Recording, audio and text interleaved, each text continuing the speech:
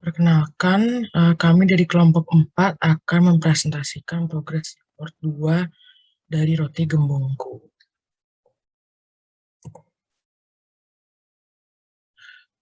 Kelompok kami terdiri dari Muhammad Faisal Arkan, Kiza Yohana, saya sendiri, Muhammad Dafa Sabila, Bambang Hasmara Ningtyas, dan Hanif Musyafa.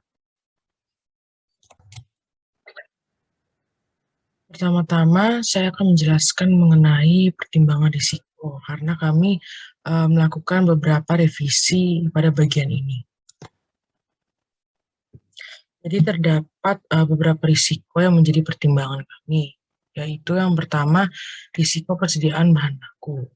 Risiko persediaan bahan baku ini meliputi kualitas bahan baku yang kurang baik dari pemasok. Bahan baku yang diperoleh tidak seluruhnya memiliki kualitas yang baik. Yang kedua yaitu kesalahan kuantitas bahan baku dari pemasok. Bahan baku yang diperoleh jumlahnya tidak sesuai dengan yang dipesan. Kemudian ketidakpastian tersedianya bahan baku dari pemasok. Terdapat kemungkinan bahwa sewaktu-waktu pemasok tidak menjual persediaan yang dibutuhkan untuk proses produksi. Kemudian harga bahan baku fluktuatif. Berbagai faktor eksternal dapat memengaruhi dan mengakibatkan perubahan harga bahan baku.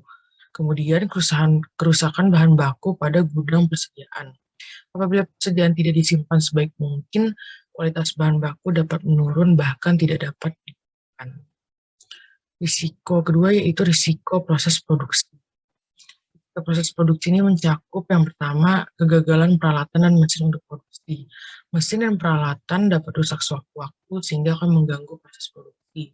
Yang kedua yaitu pemadaman listrik. Listrik dapat padam secara tidak terduga akibat kerusakan maupun pemadaman listrik yang disengaja oleh PLN. Selanjutnya yaitu adonan roti tidak mengembang. Kesalahan proses pembuatan adonan ini baik dari segi bahan-bahan maupun waktu yang dibutuhkan akan mengakibatkan adonan yang tidak dapat mengembang. Selanjutnya itu hasil produksi roti gosong. Pemanggangan roti yang terlalu lama menyebabkan roti menjadi gosong. Selain itu, bentuk roti tidak sesuai. Pembentukan adonan roti yang tidak sesuai sebelum dipanggang menyebabkan bentuk roti yang tidak sesuai dengan standar. Dan yang terakhir yaitu keterlambatan proses produksi. Manajemen waktu yang buruk dapat menyebabkan keterlambatan proses produksi. Yang ketiga yaitu risiko pengemasan. Kerusakan plastik kemasan roti itu merupakan salah satu risiko pengemasan. Kelalaian atau kecerobohan karyawan pada saat pengemasan dapat mengakibatkan robeknya plastik kemasan.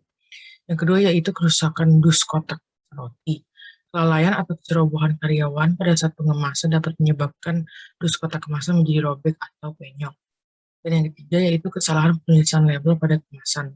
Risiko ini mengakibatkan kekeliruan pesanan apabila karyawan lalai menuliskan label jenis roti yang sesuai dengan roti yang dikemas.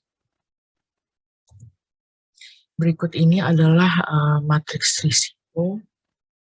Dari risiko persediaan bahan baku, terdapat risiko kualitas bahan baku kurang baik, kesalahan kuantitas, ketidakpastian tersedianya bahan baku, harga bahan baku yang fluktuatif. Dapat dilihat likelihood-nya, kemudian impact-nya, seberapa besar dampak akibat risiko tersebut, skornya, kemudian ranking dari risiko yang paling merugikan, yang memberikan dampak yang paling tinggi, hingga risiko yang menyebabkan kerugian yang paling rendah. Assalamualaikum warahmatullahi wabarakatuh. Selamat pagi, siang, sore, atau malam, Pak Taufikur, Mas Yadi, dan teman-teman. Nah, di video kali ini kita dari kelompok 4 akan sharing mengenai progress report yang kedua pada proyek audit internal. Nah, next. Nah, update kita ada 3 bagian. Yang pertama mengenai scope audit. Kita fokus ke bagian produksi dari roti gembongku. Kemudian yang kedua mengenai program audit. Nah, ini ada berbagai update. Yang pertama, kita sesuaikan format tabelnya, dipersiapkan oleh, disetujui oleh, kemudian juga tujuannya juga kita sesuaikan sama scope audit tadi, bagian produksi. Kemudian ada beberapa aktivitas yang kami tambahin. Yang pertama mulai tujuan, memahami dari persiapan audit ada memahami proses bisnis dan latar belakang roti gembongku. Next. Nah, buat survei awal tujuannya yaitu identifikasi setiap resiko atas pengendalian internal roti gembongku. Nah, kami juga menambah beberapa aktivitas di survei awal ini. Salah satunya yaitu nomor 3, mereview dokumen terkait audit, di mana proses ini memastikan bahwa informasi yang terdapat dalam dokumen tersebut sesuai dengan hasil wawancara dan memilih informasi yang berguna untuk proses audit. Nah, untuk tambahan-tambahan lainnya akan dijelaskan oleh Dava. Silahkan. Oke, baik, untuk selanjutnya terdapat beberapa tambahan dari nomor 5 sampai nomor 9, yaitu mereview dokumen dengan sumber eksternal. Di sini kita pilih aplikasi yaitu Gojek untuk memvalidasi informasi yang kita peroleh dengan aplikasi Gojek tersebut, apakah terdapat kesamaan alamat, produk, menu, dan sebagainya. Nah, selanjutnya peninjauan kembali hasil wawancara untuk memeriksa tingkat risiko dari bisnis tersebut. Yang selanjutnya adalah mereview dokumen SOP, khususnya di sini SOP dalam hal pembelian bahan dan produksi roti. Nah, selanjutnya mereview dokumen catatan pembelian bahan, dan yang terakhir melakukan interview dengan pemilik terkait dengan risiko produksi dari roti gembongku. Nah, untuk update selanjutnya akan dijelaskan oleh teman saya Hanif Musyafa dan Muhammad Faisal Arkan. Baik, selanjutnya kami akan membahas mengenai SEQ pada roti gembongku. Yang pertama adalah lingkungan pengendalian. Tujuannya untuk mendapatkan pemahaman mengenai lingkungan pengendalian pada UMKM roti gembongku. Pertama, apakah terdapat suatu peraturan tertulis untuk mengatur kedisiplinan pegawai bagian produksi roti? Nah, peraturan tertulis ini khususnya itu berisi larangan dan kewajiban dari pegawai itu sendiri. Selanjutnya, apakah terdapat SOP yang menjadi acuan proses pengolahan bahan baku menjadi roti?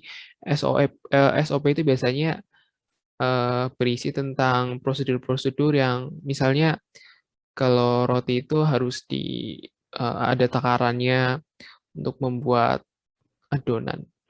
Kemudian, 3, apakah terdapat sanksi bagi pegawai yang melakukan kesalahan dalam proses produksi roti?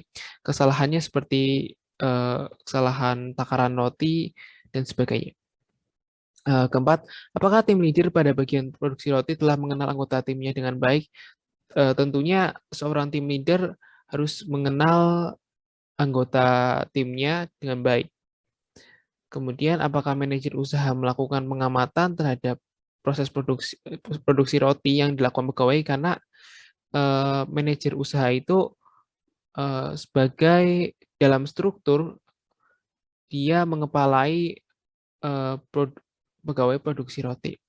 Kemudian, apakah terdapat pembagian deskripsi pekerjaan khusus untuk setiap pegawai bagian produksi roti? Ketujuh, apakah terdapat rotasi tugas untuk pegawai bagian produksi roti? Kedelapan, apakah setiap pegawai bagian produksi roti telah memahami deskripsi pekerjaan masing-masing? Deskripsi pekerjaan masing-masing itu seperti ada yang membuat adonan, ada yang mengoven, dan sebagainya.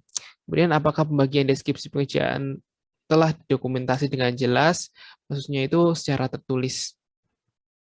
Ke-10, apakah seluruh pegawai produksi roti mendapatkan pelatihan dalam mengembangkan keterampilan pengolahan roti? Ini kami masukkan karena kalau nggak ada pelatihan bisa saja dalam produksi roti terjadi kesalahan-kesalahan seperti rotinya gosong atau lainnya. Ke-11, apakah pembagian deskripsi pekerjaan pada bagian produksi roti telah disesuaikan dengan kemampuan masing-masing pegawai yang terlibat? Yang ke-12, apakah tim leader bertanggung jawab atas produksi roti yang dilakukan anggota timnya? Yang ke-13 adalah, apakah terdapat laporan kinerja yang ditujukan kepada pemilik? Selanjutnya adalah penilaian risiko. Nah, tujuannya itu untuk mendapatkan pemahaman mengenai penilaian risiko pada UMKM roti gembongku. Yang pertama pada penilaian risiko yaitu apakah seluruh pegawai bagian produksi memiliki pemahaman mengenai pengelolaan risiko proses produksi, persediaan bahan baku, dan pengemasan. Karena dalam proses produksi itu persediaan bahan baku, pengemasan, dan proses produksinya itu sendiri merupakan inti dari produksi. Yang kedua adalah apakah sering terjadi penerimaan bahan baku yang tidak layak. Yang ketiga, apakah sering terjadi salah jumlah penerimaan bahan baku. Yang keempat, apakah sering terjadi kerusakan mesin dan peralatan produksi roti. Nah, yang keempat ini sebenarnya sangat krusial, sangat berbahaya sekali, misalnya ada kerusakan mesin dan peralatan produksi. Nantinya bisa jadi UMKM tersebut berhenti memproduksi roti karena masalah tersebut.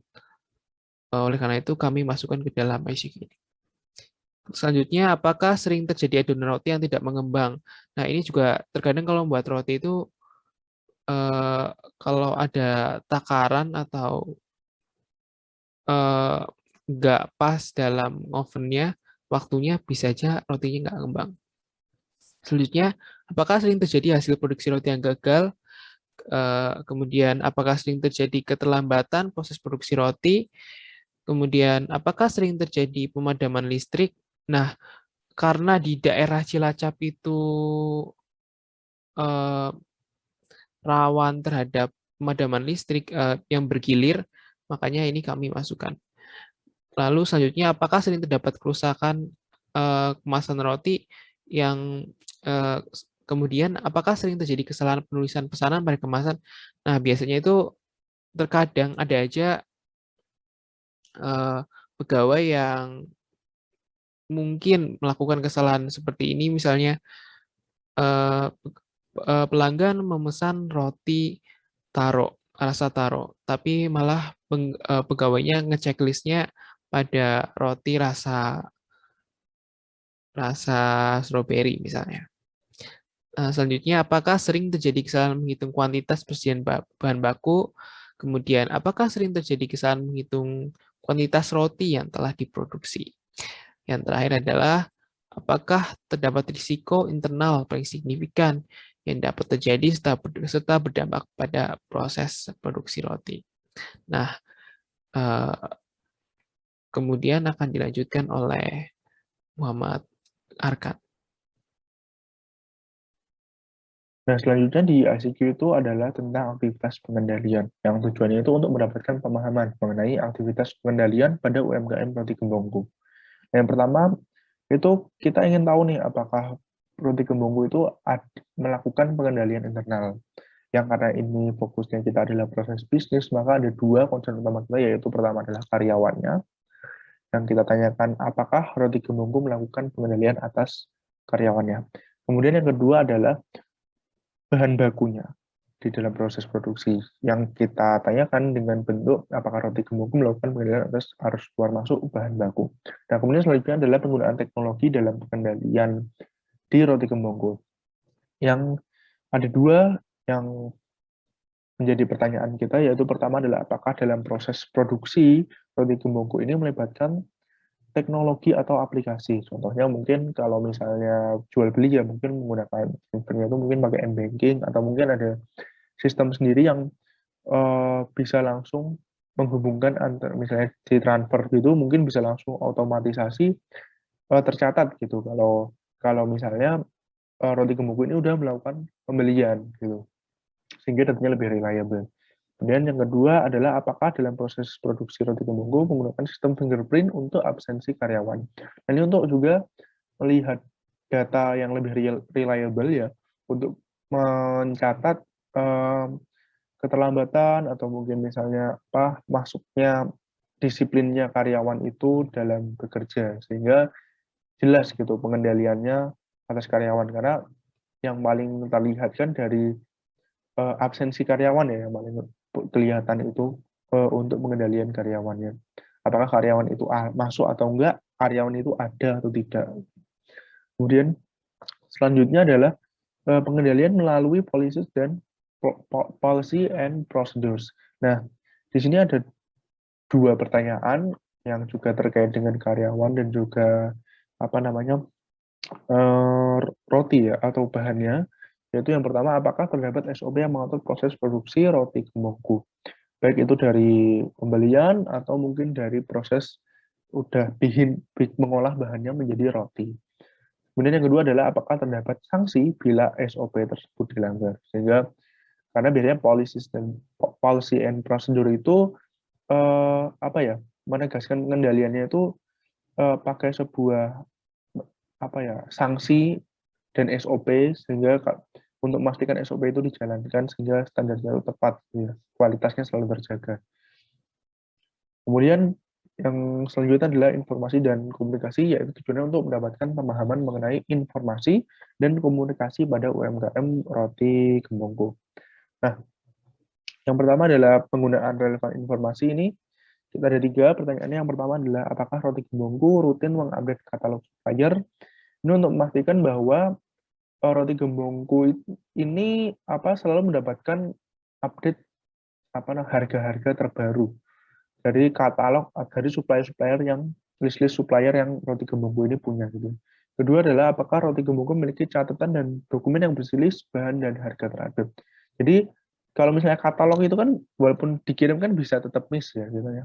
Nah, apakah roti Gembongko ini menginputkan katalog-katalog itu terhadap suatu dokumen khusus yang itu menjadi istilahnya data internalnya roti Gembongko ini untuk melihat harga bahan-bahannya secara up to date gitu. Kemudian yang ketiga adalah apakah roti Gembongko memanfaatkan daftar fingerprint untuk perhitungan jam kerja karyawan yang untuk menggunakan relevansi informasi kalau roti Gembongko ini karyawannya benar-benar hadir, masuk atau terlambat itu secara tepat ya. Kemudian selanjutnya ada komunikasi internal ya. Nah, ini ada 4 pertanyaannya. Yang pertama adalah apakah roti Gembongko mengadakan briefing setiap hari sebelum jam operasional sudah dimulai ya.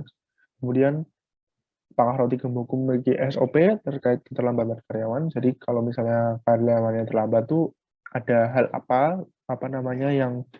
yang dilakukan, prosedurnya itu seperti apa, prosedurnya apakah ada sanksi atau ada misalnya komunikasi lebih lanjut, dan misalnya karyawan ini benar-benar akan terlambat, apakah ada SOP yang mengatur dia harus ngabari dulu nih kalau misalnya dia mau terlambat dan sebagainya lah. Nah, kemudian apakah roti Gembongko memiliki SOP terkait kesalahan produksi. Jadi misalnya karyawan-karyawannya itu salah gitu ngelakuin kesalahan dalam produksi itu, apakah ada SOP-nya untuk menanggapi kesalahan tersebut.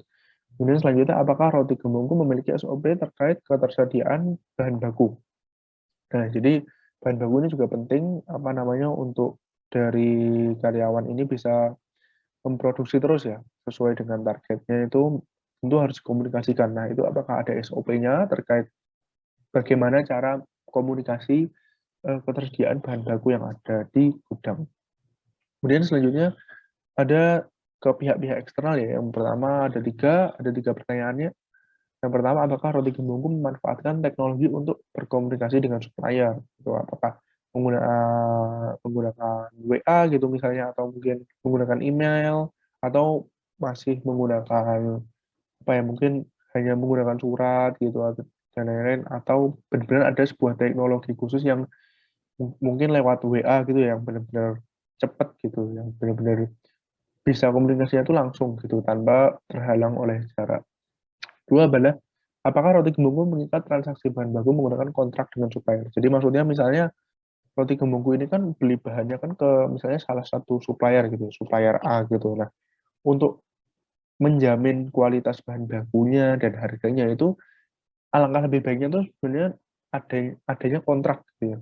Kontrak transaksinya itu, kontrak. Nah, apakah roti Gembongko itu melakukan itu gitu? Nah, itu yang menjadi pertanyaannya.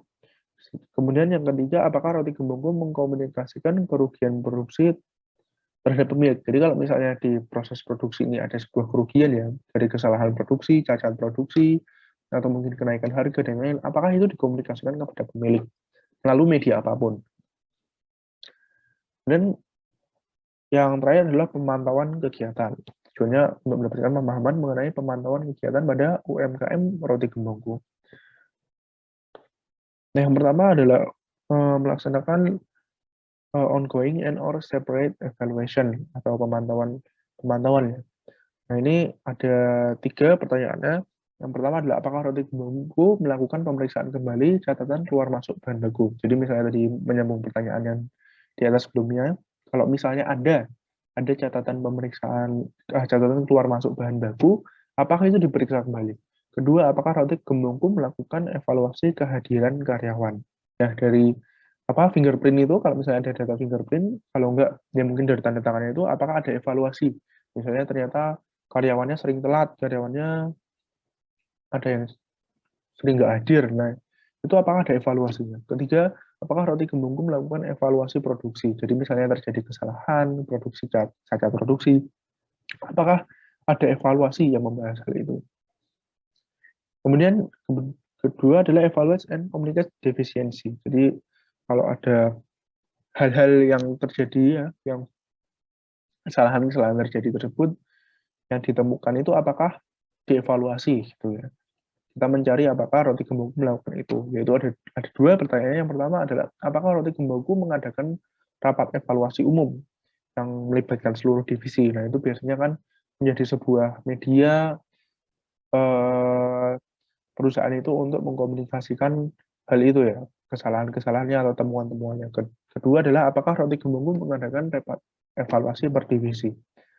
Jadi kesalahan-kesalahan yang tiap divisi yang mungkin lebih dibahas lagi secara teknisnya seperti apa, itu apakah dilakukan atau tidak. Demikian presentasi dari kelompok 4, kurang lebihnya mohon maaf. Wassalamualaikum warahmatullahi wabarakatuh.